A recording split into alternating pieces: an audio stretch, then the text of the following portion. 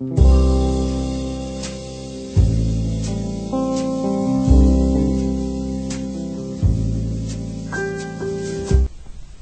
guys, it's Brittany here, and I wanted to cover a topic today that I've been thinking about doing for a while, and I think it'd be really helpful to some people, so I'm going to cover it. And that topic is my counseling experiences and what it's like to go through counseling, how to get it, for a variety of different reasons.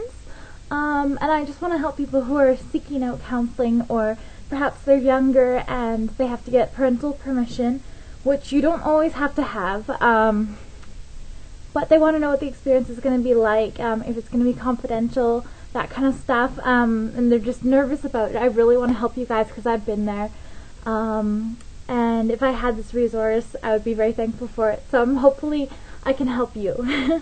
Ignore my little, I don't know what's going on with my braid here. It's getting a little crazy, but that's okay. Okay, so the first thing I'm going to cover is the first step in the process, which is going to your doctor. You don't have to always specifically go to your family doctor, especially if you want it to be a secret, which is okay. People have their reasons. Maybe it's unsafe for it to be not a secret, or you're just too young, but you really don't want your parents to know yet. But if you think you can tell your parents about your issues you're having, and that they will be supportive or at least a little bit understanding of it, I would highly recommend it, because they can help you so much, and it makes a world of difference having that kind of home support. So if you can, I would recommend it. But if it's an unsafe environment, or you know they wouldn't take it well, just got really bright in here,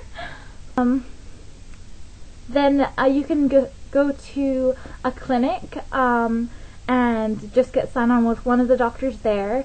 If you go to your family doctor, though, it will be completely confidential anyway. You can't legally tell your parents unless he thinks, or she thinks, that you're in some kind of danger or you're going to endanger yourself.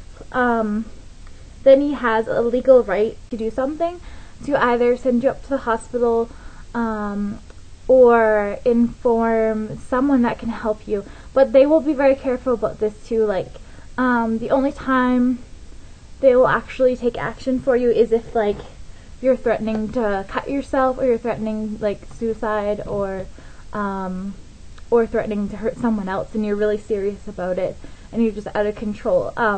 And that is actually a good thing. Like, don't be afraid of that, because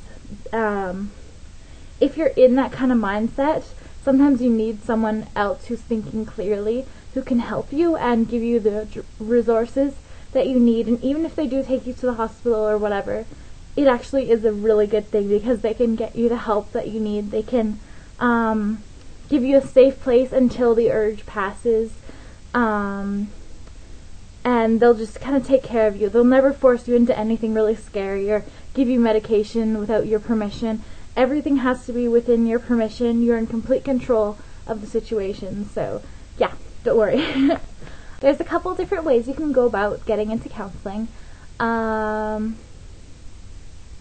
If you're in high school, you can talk to your guidance counselor at your school, and they can help you through the problem. But if you want to see a counselor on a regular basis that has more knowledge of the specific issue that you're dealing with, then they can help set you up with people in the community. So you can go through your guidance counselor at school, and they are sworn to confidentiality also.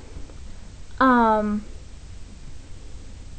that's an amazing resource, especially like if you're a teenager and you're having just the worst day ever, or if someone's harassing you at school or at home or anywhere. You can just go in there, and it can be a safe haven. You can just hang out and do homework, listen to music. You don't even have to talk to them, but it can be a really safe haven. So just keep that in mind if you're in high school.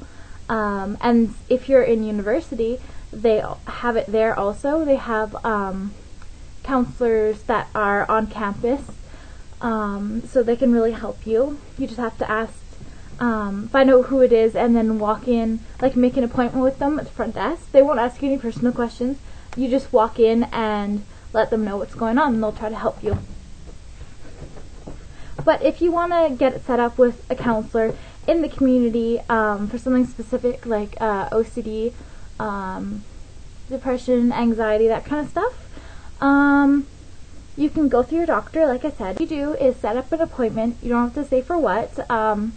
Walk in and they'll ask you what you're there for, and just say, I would like to look into some counseling. You can, they'll ask you a couple questions to figure out what kind of counseling you need, how you've been feeling, make sure that you're safe to be kind of alone with yourself. Ask,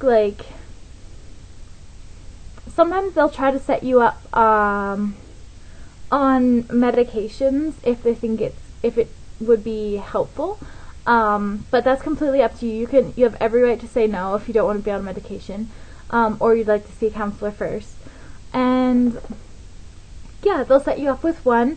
The doctor will give you a referral, and then the people from the counseling agency will call you and come in, and you can start your counseling sessions. It's really easy. And if you go through your doctor, you can get the free counseling, at least in Canada. I don't know about anywhere else if they do free counseling, but we have a really good programs for free counseling. And just say that you don't have very much money and you wanted to look into very cheap or free counseling, and there's a lot of resources that will appear to you and you can get set up with. So just make sure you ask for that. If you find them in the newspaper or in the phone book, you can go check it out. Ask what their pricing is, if they're free or not, because it can get really pricey, but you can get the same quality service for someone who does it for free that works for the government. And that's what I've always done. I've gone to one counselor that was cost $100 an hour, and that is just unrealistic. There's no way you can spend that unless you're really rich. So yeah. And the free ones, actually, I got more out of. It all depends on the person and the techniques that they use. So yeah. Or you can do, like I said, you can do a walk-in.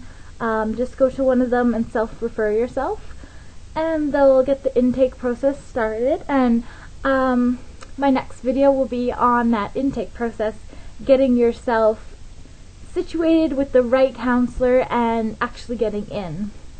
So this has been the kind of referral part, and just getting the very beginnings of going into counseling. So I hope this helps, and if you want to learn more about the next step of this process, click on the next video. Okay, thanks for watching, guys.